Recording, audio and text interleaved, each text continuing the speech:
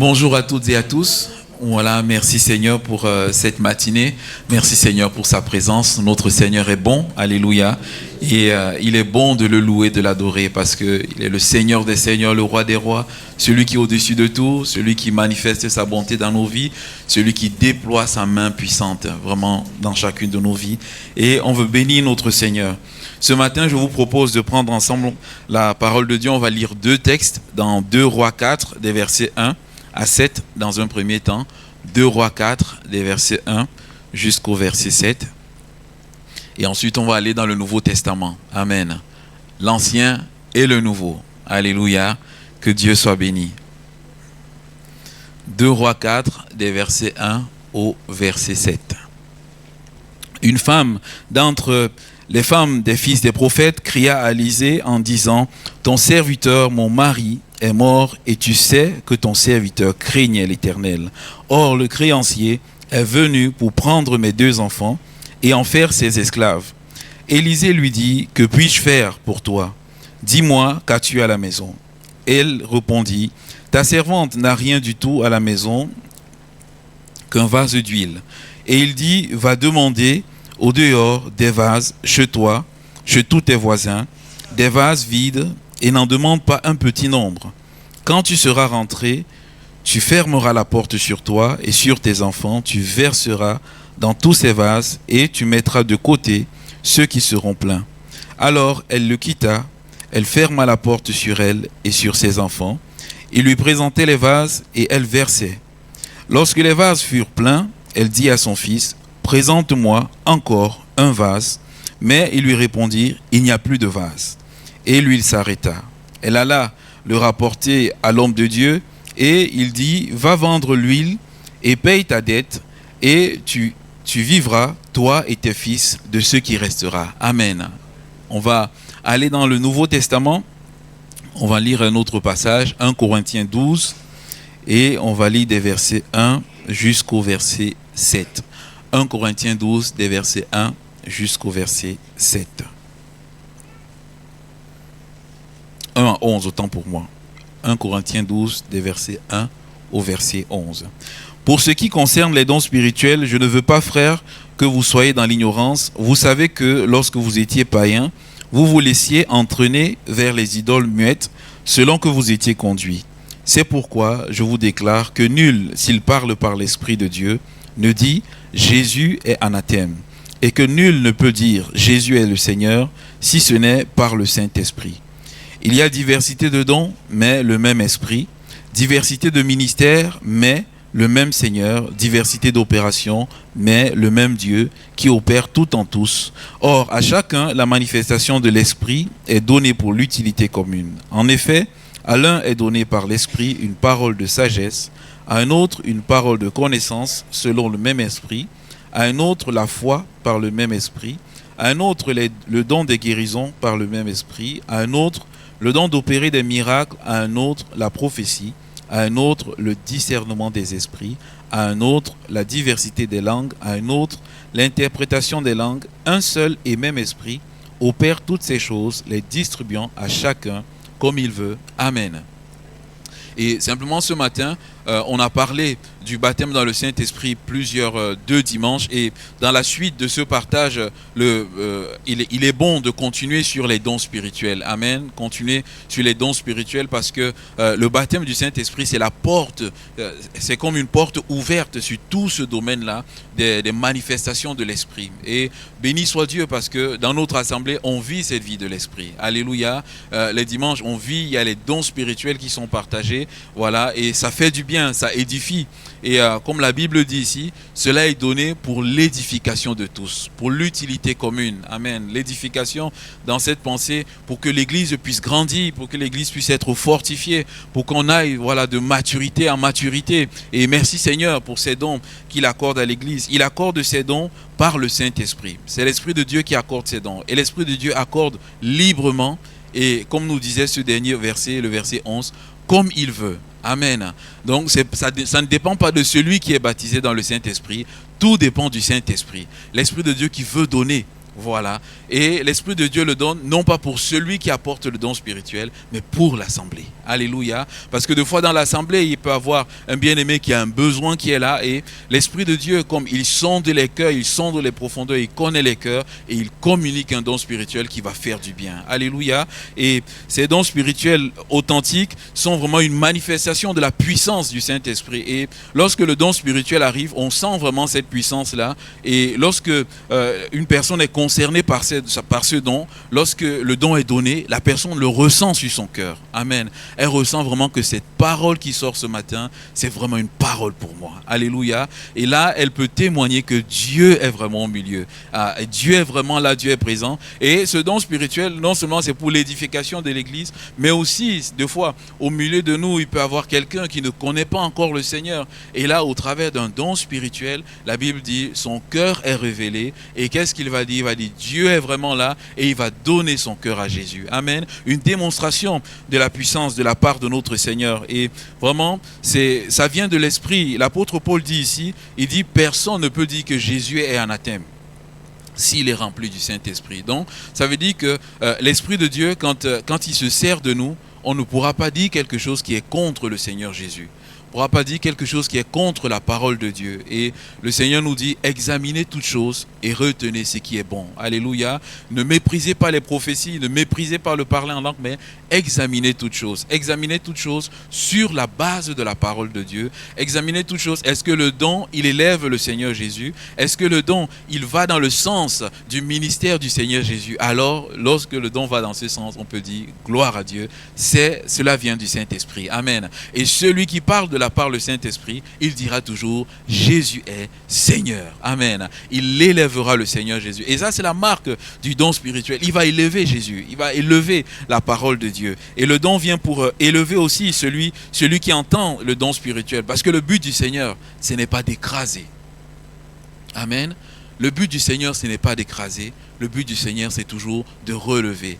Quand bien même le don spirituel est un avertissement, quelque chose de sévère, la pensée du Seigneur est toujours d'élever la personne. Amen. De restaurer. Que la personne ne reste pas dans sa situation. Et au niveau des dons, on a lu ce passage, on a mentionné, il y a 9 dons qui sont là. Et la plupart du temps, ces 9 dons, ils vont souvent ensemble. C'est comme des amis. Il est très rare, et vous lirez dans la parole de Dieu, il est très rare qu'un don, il marche tout seul. Amen. Là aussi, on voit le Saint-Esprit qui, lorsqu'il agit, il agit avec profusion. Amen. Il manifeste ses dons spirituels. Il y a une diversité. Voilà, diversité de dons. Paul nous encourage donc, bien-aimés, à aspirer. Merci Seigneur parce que nous vivons ces choses. Mais Seigneur, on veut encore davantage. On veut aspirer à vivre davantage ces choses parce que c'est notre partage. Ce sont les bénédictions que tu nous as accordées. Amen. Et je nous encourage, nous qui avons été baptisés du Saint-Esprit, de dire Seigneur, maintenant que tu m'as rempli, donne-moi d'exercer les dons spirituels. Alléluia. Donne-moi de les exercer. Peut-être si j'ai la crainte, aide-moi à dépasser cette crainte. Peut-être s'il y a un blocage, aide-moi à dépasser ce blocage afin de les exercer. Et si je ne suis pas encore rempli de l'Esprit, de dire Seigneur, je ne te laisserai que tu ne m'aies béni. Amen. Je veux garder les regards sur toi jusqu'à ce que tu me remplisses du Saint-Esprit. Amen. Que j'entre dans cette dimension de la vie de l'Esprit et que je puisse être une source de bénédiction. Et l'histoire que j'ai partagée avec vous au début nous parle d'une manifestation de plusieurs dons spirituels, mais je vais m'arrêter sur le premier don en particulier qui est la parole de sagesse. Dans cette histoire qu'on a lue, il y a une femme, une veuve, c'est une femme des fils de prophètes. Son mari travaillait. Et peut-être qu'il a contracté des dettes et voilà que son mari est mort. Et le créancier est venu et le créancier, très certainement, il a réclamé son dû. Et cette dame était dans l'incapacité de rendre l'argent que le mari avait pris. Et le créancier, quelle idée il trouve? C'est de prendre les enfants et de les réduire en esclavage. C'est terrible comme idée. Sans amour, sans cœur. Et voilà, il va prendre les enfants pour les réduire en esclavage. Et la pensée, elle est la suivante. C'est que ces enfants vont travailler jusqu'à rendre l'argent que le père avait pris. C'est une situation difficile, bien aimé. Je ne sais pas, mettons-nous un peu dans cette situation où on a une dette qui est là, il y a une mauvaise situation qui arrive dans la famille et que le créancier vienne et il dit, il va prendre les 2 ou les 3 enfants pour les réduire en esclavage. C'est compliqué, bien aimé. Et on sait qu'aujourd'hui, dans notre monde, il y a énormément la traite humaine. Beaucoup, énormément. Il y a ces situations compliquées. Et là, cette femme, elle est dans une situation compliquée. Et qu'est-ce qu'elle va faire? Elle va aller vers Élisée. Elle n'a pas de solution. Peut-être qu'elle n'a pas la capacité de travailler. Peut-être qu'elle n'a même plus d'argent. Très certainement, elle va aller voir Élisée. Et lorsqu'elle va aller voir Élisée, c'est pour que Élisée lui donne une solution. Et je me dis, la situation compliquée de cette femme, elle ressemble à souvent des situations que nous traversons dans nos vies. Dans nos vies, nous traversons souvent des situations compliquées, des situations qui nous laissent dans des impasses, des situations où nous sommes là, nous sommes sans solution, nous ne savons que faire. Et cette dame nous montre que la solution, c'est de tourner nos regards vers Dieu et de dire, Seigneur, interviens dans ma situation. Par un don spirituel, par une parole de sagesse, révèle-moi ce que je dois faire. Je parlais vendredi dernier de Josaphat. Josaphat et le peuple de Juda, ils étaient confrontés à une situation particulière. La Bible dit ceci, c'est qu'il y a une multitude nombreuse, autant pour moi, qui est venue faire la guerre à Josaphat. Josaphat, il est conscient que Juda est tellement petit qu'il ne peut pas combattre. Et Josaphat, il va se tourner vers le Seigneur. Il va dire, Seigneur, nous sommes sans force. Seigneur, nous sommes sans force devant cette multitude nombreuse qui s'avance. Seigneur, nous ne savons que faire. Nous n'avons pas de solution. Nous n'avons pas de plan.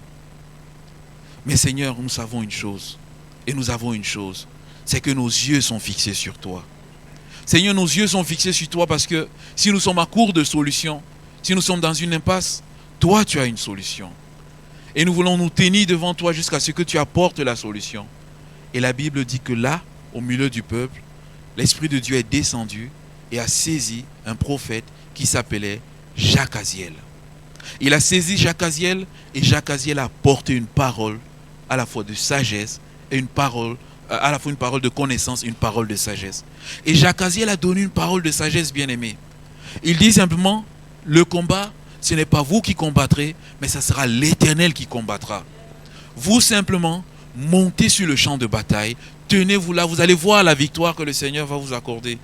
Et bien aimé, ils sont montés sur le champ de bataille et ils ont commencé à louer avec des instruments de musique. Et comme je disais vendredi, voilà là où il y a la parole de sagesse, bien aimé. La parole de sagesse, c'est une révélation surnaturelle de Dieu par le Saint-Esprit. L'Esprit de Dieu, il nous révèle les plans de Dieu, bien aimé. Il nous révèle les intentions de Dieu.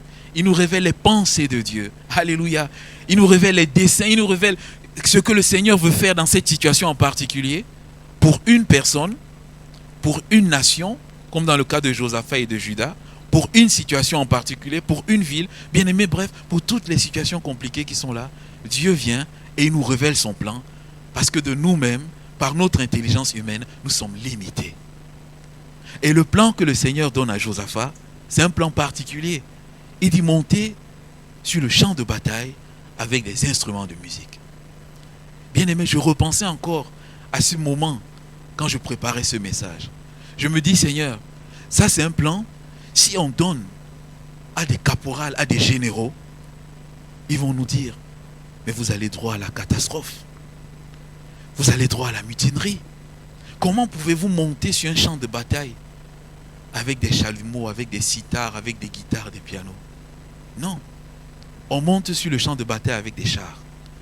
On monte sur le champ de bataille avec des armes. Mais là, parce que c'est le plan de Dieu, ils vont monter avec des instruments de musique, bien-aimés. Bien-aimés, la parole de sagesse, c'est une parole qui ne vient pas de l'intelligence humaine. C'est vrai, humainement, on peut avoir une intelligence. Béni soit Dieu. La parole de sagesse ne vient pas des facultés humaines. La parole de sagesse ne vient pas du fait qu'on est rempli tellement de la parole de Dieu et on a les capacités de donner des conseils sages. Non. La parole de sagesse, c'est une sagesse, une partie de la sagesse qui vient directement de Dieu. Et on a besoin de dire, Seigneur, pour cette situation particulière, donne-moi la parole de sagesse qu'il faut. Alléluia. Donne-moi la parole que je sorte. Et ici, le Seigneur va toucher le cœur d'Élisée. Et Élisée, le prophète, un homme qui est rempli du Saint-Esprit, qu'est-ce qu'il va faire? Il va donner une parole. Il va lui poser la question, mais qu'est-ce que tu as à la maison? Simplement un peu d'huile. Alors il lui dit, va chez tous tes voisins, prends des vases en aussi grand nombre, rentre chez toi, ferme la chambre et remplit les vases. Et la dame, qu'est-ce qu'elle fait? Elle va obéir, elle va remplir les vases, elle revient vers le serviteur, vers l'homme de Dieu, et l'homme de Dieu va simplement lui dire, va vendre l'huile et paye ta dette. Bien-aimé, qui aurait cru que c'était la solution? De vous à moi. Est-ce que si cette femme venait vous soumettre le problème, est-ce que vous aurez pu, avec votre sagesse humaine, lui donner cette solution? En tout cas, moi je dirais non. Moi je ne pourrais pas lui donner cette solution. Et c'était la sagesse de Dieu bien-aimé. Et regardez, rappelez-vous, je vous ai dit, les dons spirituels ne vont jamais tout seuls, ils vont toujours ensemble. Ici, on a un autre don spirituel qui s'opère, le don d'opérer des miracles. Elle avait un peu d'huile et il y avait plusieurs vases. Mais au fur et à mesure qu'elle versait dans un vase, le vase remplissait. Mais le peu d'huile, bien aimé, il y a une multiplication de l'huile. Et ça nous fait penser à une chose, la multiplication des pains de Jésus-Christ. 5 pains et 2 poissons. Il y a une foule qui est affamée. Philippe qui dit au Seigneur Jésus, quand bien même on travaillerait une année, c'est-à-dire le salaire de 200 deniers, ça ne suffirait pas pour payer le pain pour que toute cette foule puisse manger. Seigneur Jésus, je suis Philippe, je suis de la Galilée, je connais tout ce qui se passe, je connais le travail, j'ai fait le calcul dans ma tête, c'est pas possible. Mais le Seigneur Jésus, il dit simplement, donnez-moi les pains. Alléluia, donnez-moi les pains et il va multiplier. Ici, il y a le don d'opérer des miracles. Et ici, il y a un troisième don bien-aimé. Vous savez lequel c'est? Le don de la foi. Le don de la foi, c'est un don, on le verra un jour. C'est un don qui fait en sorte que nous avons une foi qui nous amène à croire à l'impossible. Élisée, il a cru que ce peu d'huile pouvait se multiplier et remplir tous les vases. On a la foi normale. Mais il y a des moments donnés où on a une foi particulière qui nous amène à croire qu'un bien-aimé qui est malade, alors que le pronostic vital est scellé, le Seigneur nous met dans le cœur la foi qu'il va guérir. Amen. Ça, c'est le don de la foi. Les dons marchent ensemble et lorsque Élisée va dire cela à la femme va faire et la femme va sortir de sa situation difficile et bien aimé, on a vraiment besoin de dire Seigneur, aide-nous. Amen. Aspirons de dire aide-nous, que ces dons soient manifestés en permanence au milieu de nous puissamment, Seigneur, que plusieurs situations compliquées dans nos familles, ça peut être dans les couples, ça peut être au niveau de l'église, ça peut être peut-être au travail, Seigneur, que la situation soit débloquée au nom de Jésus. Alléluia. Et en ce moment-là, on reconnaîtra encore ta souveraineté, ta grandeur. Et en ce moment-là, ceux qui sont tout autour seront touchés et pourront vraiment dire, mais l'Éternel est vraiment là. C'est vraiment l'Éternel qui agit. Il n'y a pas un autre Dieu. On reconnaît qu'il n'y a que lui qui est le au-dessus de tout. Alléluia. C'est ce qu'il a fait. Un autre exemple de la parole de sagesse, on voit cet exemple avec Joseph. Joseph, lorsqu'il va interpréter le rêve de Pharaon, Pharaon va dire, mais est-ce qu'on peut trouver un homme qui a un esprit de Dieu comme Joseph? Et Joseph a sorti un plan pour gérer la famine. Mais ce plan-là, les archéologues et même ceux qui étudient la Bible de façon poussée, dans l'histoire jusqu'à ce moment-là, il n'y avait aucun plan économique de cette façon. Dieu a révélé un plan économique pour gérer la crise. Et je me dis, Seigneur, dans notre monde aujourd'hui, il y a aussi des plans, il y a aussi des crises économiques qui sont là. Toi, tu es capable de nous aider. Alléluia. Seigneur, par une parole de sagesse, tu es capable de nous aider. Mais même dans notre vie personnelle, situation financière compliquée, tu es capable de nous aider. Alléluia, par une parole de sagesse. Moi, je me rappelle quand j'étais étudiant, j'avais du mal à payer. Il y a un mois où j'avais du mal à payer mon loyer. Et j'étais là, je savais que la bailleresse allait venir me voir pour demander le loyer. Je paniquais et je disais, mais Seigneur, comment je fais? Et simplement, le Seigneur me met à cœur. Il dit simplement, tu donnes 200 €, tu dis à la bailleresse que tu recevras la suite cette semaine. Et simplement, je suis allé, j'ai donné 200 € et je lui ai dit, je recevrai la suite. Bien sûr, j'avais plus que 200 €, mais si je donnais tout, je n'allais pas avoir d'argent pour manger. Si je donne tout ce que j'ai, je n'ai pas de reste à vivre. Donc le Seigneur dit, tu donnes 200 €, j'ai donné 200 € et dans la semaine, l'autre partie est arrivée et j'ai complété. Des fois, dans nos vies, on peut traverser des situations économiques compliquées, difficiles. Mais Jésus est là. On dit, Seigneur, aide-moi selon ta volonté. On voit dans le Nouveau Testament également où le Seigneur nous montre aussi la manifestation de la parole de sagesse. Vous savez, Jésus-Christ, un jour, il arrive et il va poser la question à Pierre. Pierre, dis-moi, est-ce que les fils du royaume doivent payer l'impôt?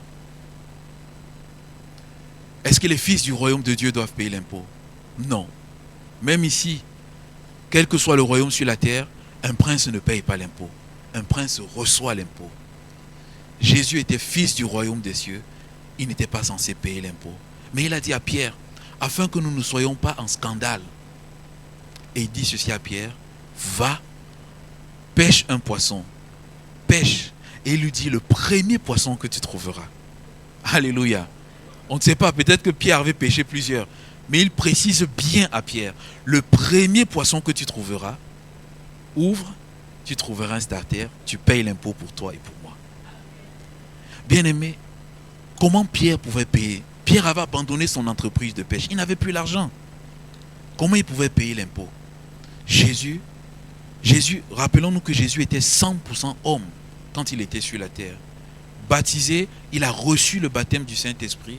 Il a été revêtu du Saint-Esprit et il exerçait pleinement les dons spirituels et il a exercé ici la parole de sagesse.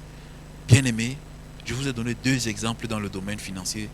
Peut-être que ce matin, il y a quelqu'un qui est dans une situation financière difficile. Dis simplement que Dieu puisse vous aider par une parole de sagesse. Alléluia.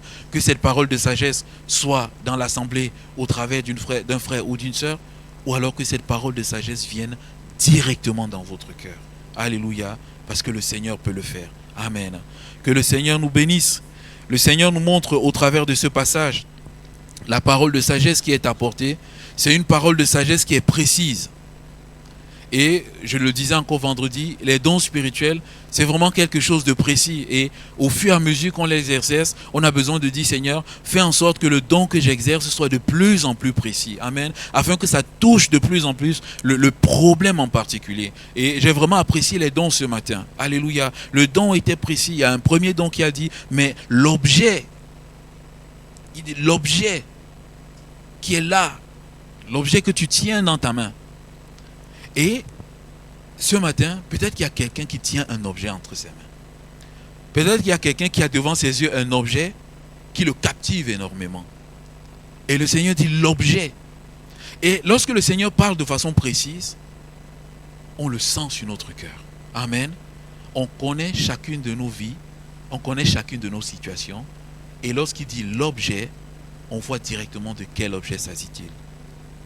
Le Seigneur est précis dans le don spirituel, mais à la fois le Seigneur est pudique dans le don spirituel, parce que le Seigneur ne veut pas mettre deux fois le nom clairement sur cet objet. Parce que deux fois, Dieu peut donner clairement le nom de l'objet. Mais deux fois, pour ne pas abattre la personne, le Seigneur dit l'objet. L'objet qui est devant toi. Et la personne, elle va se sentir concernée. Le Seigneur parle du trésor. Le trésor que tu as reçu. Et la personne concernée, elle sait ce qu'elle a reçu de Dieu. Bien-aimé, les dons sont précis. De même que Élisée ici, il a été précis. Tu vas, tu prends des vases, l'huile, tu verses, tu vends et tu payes ta dette. Tu vis avec le reste. Alléluia. Pareil pour Jacques Aziel, de dire Seigneur, que ces dons soient précis. Ces dons aussi, quand on les regarde, ce sont des dons qui sont courts. Je ne sais pas si vous avez remarqué. Est-ce que vous avez remarqué cela ce matin?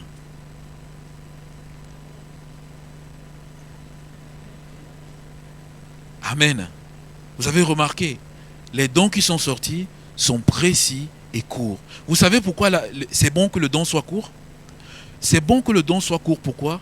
Parce que deux fois, quand le don spirituel est là et qu'on veut rajouter beaucoup de choses autour, à la fin, on oublie la substance morale du don et on s'arrête sur l'exhortation autour. Tandis que lorsque on donne la pensée précise, et parce que c'est une manifestation surnaturelle du Saint-Esprit, elle va faire pression sur le cœur et elle va rester. Amen. Aide-moi à partager le don. Seigneur, aide-moi à, épurer le don de tout ce qui peut être tout autour. Alléluia. De telle sorte que le don n'est pas noyé.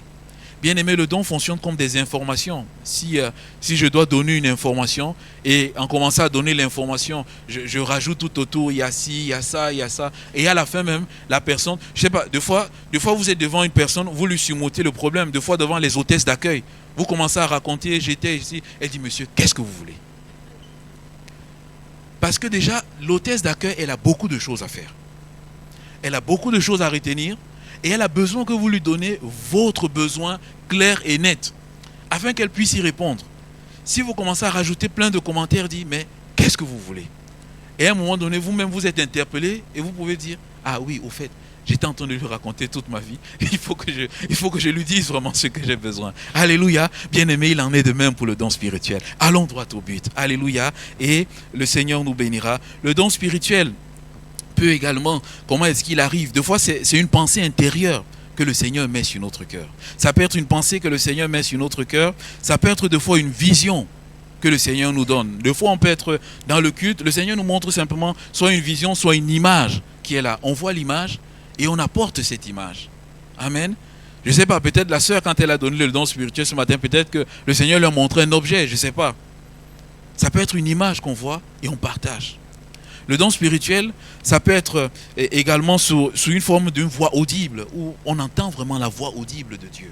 Amen. Ça peut arriver. C'est rare, mais ça peut arriver. On entend une voix audible. Des fois, le don spirituel, ça peut être dans la prédication. C'est pour ça que lorsqu'on écoute la prédication, il faut être tellement attentif. Parce que des fois, Dieu donne des dons spirituels par la prédication, des paroles de sagesse par la prédication. Et des fois, même le prédicateur, la plupart du temps, il ne le sait pas. Il ne le sait pas. C'est juste après que des fois, la personne peut venir et dire, mais écoutez, vous savez, quand vous avez parlé de telle chose, en fait, vous étiez en train de répondre à mon besoin. Donc, c'est pour ça que dans la prédication, prions. C'est la raison pour laquelle on prie pour la prédication. De dire, Seigneur, dispose de nos cœurs afin que nous soyons attentifs. Qu'aucune miette, autant pour moi, aucune parole ne tombe à terre. Alléluia. Que je reçoive tout. Des fois, ça peut venir par des songes. Des fois, ça peut être un ange qui le fait, comme du temps de Gédéon. Je me rappelle également, en pensant aux songes, je me rappelle, à Bordeaux, il y a notre responsable de jeunesse qui donnait ce témoignage. Dans un laboratoire, il y avait un jeune chrétien, il travaillait sur un sujet et dans le laboratoire, il cherchait, mais il n'arrivait pas à trouver la solution. Et ce chrétien-là, qu'est-ce qui s'est passé? Un jour, il s'est endormi et quand il s'est endormi, dans la nuit, il a eu un grand professeur. Il a eu un grand professeur, c'est Dieu qui prenait le papier et Dieu qui était en train de résoudre le problème. Dieu était en train de résoudre le problème et lui, qu'est-ce qui s'est passé? Il s'est levé. Et il a fait mot pour mot ce qu'il a vu. Il a recopié. Alléluia. Ça, c'est un bon copier-coller. Il y a des copier-coller qui sont des tricheries. Mais ça, c'est un bon copier-coller. Alléluia. C'est un bon copier-coller parce que c'est un copier-coller qui aide l'équipe à avancer. Et quand il est arrivé au laboratoire, il a simplement, voilà, il dit voilà ce que j'ai gratté. Et ils ont testé, ça a marché. Dieu peut nous aider, bien-aimés. Les dons spirituels, dans tous les domaines de nos vies, Dieu peut nous aider. Du moment où on est rempli de Dieu, du moment où on aime le Seigneur, qu'on aspire, qu'on a soif à ces choses, Dieu peut se servir de nous pour aider l'utilité les autres, l'utilité commune. Alléluia. Donc, je vais clôturer. Les dons spirituels, il faut avoir l'amour. La Bible, l'apôtre Paul nous dit, le don par excellence, c'est l'amour. Il dit, quand bien même j'aurai tous les dons, si je n'ai pas l'amour, je ne suis qu'un airain qui résonne. Amen. De dire, Seigneur, je vais exercer les dons spirituels parce que j'aime l'église, j'aime les gens, je veux les faire du bien, je veux les bénir, Seigneur mon Dieu, sers-toi de moi. J'ai soif, il faut avoir soif, alléluia. Il faut la foi aussi, de croire que oui, le Seigneur est en train de parler à mon cœur. Il faut la foi pour ouvrir sa bouche et pour partager. Et avec la foi, il faut aussi le courage, parce que c'est pas évident. Alléluia. Des fois, c'est pas évident. Des fois, on sent comme une pression. Et des fois aussi, il y a l'ennemi qui ne veut pas que le don spirituel sorte. Amen. Parce qu'il sait que le don spirituel va faire du bien. C'est pour ça que des fois, dans l'assemblée, des fois, les bien-aimés qui conduisent disent simplement, voilà, s'il y a quelqu'un qui a reçu l'interprétation, s'il y a quelqu'un qui a un don, qui puisse partager. Amen. Parce que des fois, on a le don qui est là, mais c'est difficile à sortir. Amen. Et je dis, Seigneur, que nous soyons en grand nombre à apporter les dons spirituels afin que ton assemblée soit bénie. Alléluia. La foi, le courage, l'obéissance, de prier pour ça, de dire Seigneur en permanence, sers-toi de moi, je suis un instrument entre tes mains, utilise-moi et le Seigneur le fera. Amen. Vraiment bien aimé ce premier volet sur la parole de sagesse que Dieu utilise pour nous bénir, pour nous faire sortir des situations compliquées et disons Seigneur, sers-toi de chacune de nos vies. Amen. Peut-être ce matin et très certainement il y a des situations compliquées et on veut prier. Seigneur, qu'il y ait des paroles de sagesse qui soient libérées afin que les bien-aimés qui soient dans ces situations sortent sortent de ces situations. Seigneur, sers-toi de chacun de nous. Amen. Amen. On va prier le Seigneur bien-aimé. Demandons au Seigneur qui répande ses dons davantage sur notre assemblée. Amen. Seigneur,